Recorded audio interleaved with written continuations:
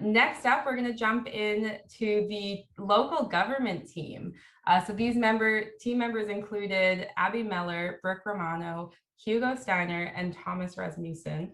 And we have Hugo and Thomas with us here this evening to share their story with us.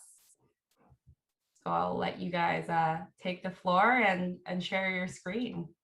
Okay. Hello, we are Team Local Government. Can everyone see my screen? Yes, we're good to go. Okay, great, thank you. I'll just add that Tiana Hauschka was also a part of our team. I'm not sure if you... Oh, apologies. Okay, Hugo. Yeah, okay, thanks. I'm Hugo. Yeah, I just want to start off by saying our project wasn't the biggest success, but we did learn a lot. So when we first joined ProjectNOW at the start of the year, we were filled with hope and optimism. We were ready to seize the future and take back our planet, one step at a time. Little did we realize a task of this magnitude is easier said than done. It's going to take years of hard work and commitment to reverse the catastrophic effects climate change has had on our world. Our group felt that the most effective way of helping would be focusing our project on local government and transportation issues. We started out our project by researching the RMOW's 6 big moves. Seeing as transportation is Whistler's biggest source of emissions, it was no surprise that 3 of the big moves were related to transportation. Once we knew what we wanted to do, what we wanted to focus on, we had to decide what our project was going to be and how we were going to reach the community. Since we were all interested in filmmaking, we decided that the best and most effective way of spreading our message would be to create an informative video promoting the use of public transport and electric vehicles. With the help of our mentor, Louisa, we set about contacting relevant stakeholders within the community to see if anyone was willing to provide us with an interview for our video. Unfortunately, this is where our project began to break down. Although we did hear back from one person, a cyber attack and many other problems didn't do us any favors. We eventually managed to get an interview from Ian Pickett, the manager of sustainability and climate change in the district of Squamish. But by this time, our motivation was lacking and all sense of cohesion had left the group. As I'm sure you've all guessed by now, this is not a success story. Our group had multiple issues that we were unfortunately not able to overcome. High school was a busy period and we all have full lives, so it was hard to find times to meet where everyone was available. Our project was also not as hands-on as many others, so we weren't able to enjoy small successes along the way, which quickly diminished our group's sense of achievement. We also never set ourselves a hard deadline, a mistake that quickly changed into an "I'll just do it later" mindset. As the weeks passed by with little to show, our once hopeful outlooks quickly turned bleak. It slowly became clear that we were not going to finish a video. We were not well enough organized. Although we were not able to finish our video, this was by no means a wasted experience. We learned many skills in the process of working on this project, many of which will stick with us for the rest of our environmental careers. Even if we didn't compile a video of our learning, we still have that knowledge to carry forth with us. The interview that we conducted gave us some great insight as to what goes on behind the scenes of a climate action plan and the many different struggles every community will face when trying to implement it. ProjectNOW also provided us with countless networking opportunities as we were introduced to many prominent individuals in the world of climate action. The youth speaker panel was particularly great in this regard. Finally, we were lucky enough to have been invited by the Erase the Waste team to sit in on some of their meetings, which helped us understand the struggles of trying to change school policy, and we were able to appreciate the amazing work that they have done for our school through their project. ProjectNOW has provided us with an invaluable learning experience and project management skills that will continue to help us throughout our future. Time management was a big thing for us, so now we know that before we start any project, all team members need to understand what is expected of them and how much time we'll need to devote to it. Another problem area for us was role assignment. None of us were entirely clear on what our role was, so no one was sure what they were supposed to do, and then we didn't do it. Role assignment at the start of a project would have been helpful in ensuring that there was no confusion when it came to what everyone should be doing. Overall, ProjectNOW has been a tremendously valuable experience, providing all of us with everlasting project management skills and many networking opportunities that are sure to come in handy for our future. And in the short term, they will hopefully be useful in next year's projects. Even without our project itself, The lunchtime presentations and after-school meetings have provided us with invaluable knowledge, and they have helped us all gain a deeper understanding of climate change and the many intricacies of climate action plans and community engagement. And for those of us who didn't learn anything, which I might add is nobody, we will always have the friends we made in the process.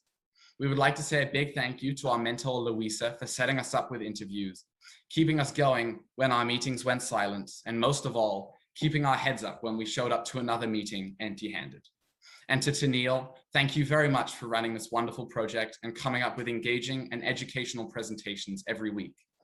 And finally, Sierra, a huge thanks to you for inviting us to sit in on your project, but also for making ProjectNOW happen. Where would we be without you? Congratulations on your trash project, and we will all miss you very much next year. Thank you. Well, that was amazing. Thank you guys so much for sharing. Incredible to hear some of those takeaways you guys have had. We're going to open up the students have agreed to do some Q&As with the audience. So if you have any questions, feel free to drop them in the Q&A chat box below. And in the meantime, I might ask Hugo and Thomas to talk about, I know that there's been another kind of exciting kind of hot topic issue that you guys have become passionate about lately, and that's kind of taken away some of your time there. I thought maybe you guys would like the opportunity to share that with the public. Yeah, Hugo, do you want to do this or me? Sure. You? Yeah, so we were actually up at Fairy Creek last weekend for the blockades, trying to protect old growth. And the way we got involved in that was there were a couple of protests in Whistler for a few weeks leading up to that. And we went there, we were like looking at all the issues. I especially saw a lot of posts on social media. And it really just encouraged us to go try and do our part in protecting the old growth. And so we stayed 2 nights and helped out around camp, and it was a really good experience. Awesome. I haven't seen any questions come through yet, so maybe I'll throw out some questions to you guys. You guys mentioned kind of next year's projects. What do you guys think those are, what do you guys got on the horizon? Well, as you saw from our presentation, our project was not really not a success in the sense that we didn't complete what we set out to do, but we've learned a lot from it. And I think that's something we'll be able to carry into next year's project. We also mentioned sitting in on the Erase the Waste project, and that is likely to be one that will continue into next year and will require constant working on and helping it out throughout next year. And I think that will be an awesome experience for us to work on that as a project and kind of take the reins from Sierra and her group. Awesome. We have a comment here from Randy from the public.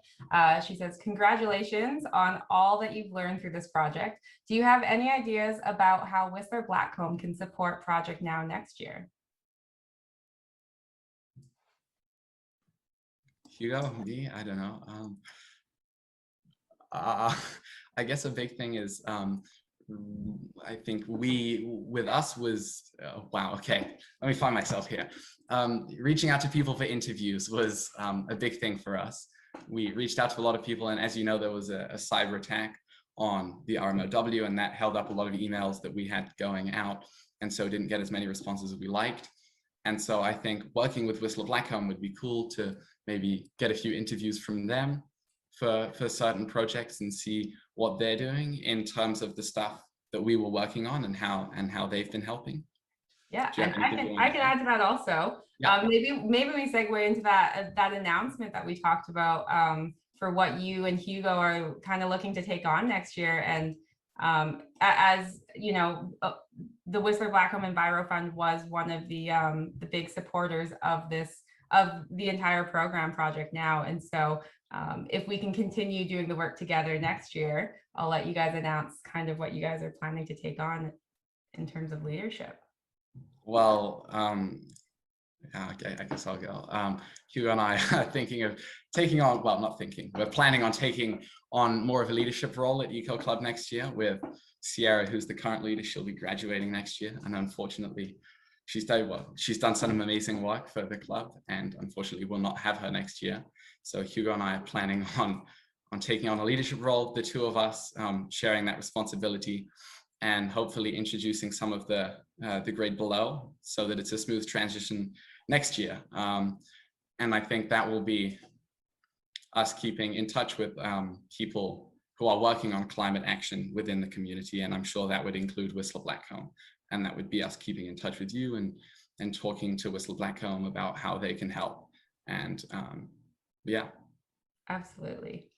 And just one more comment here from Heather Beersford. She says, thank you for your honesty on how your project went. There's lots of things to learn, even in this situation. You sound like you won't let yourselves get into this situation again. So thank you for all of your work. And with that, I think we will we'll let you off the hook here. Great job, guys. And we are going to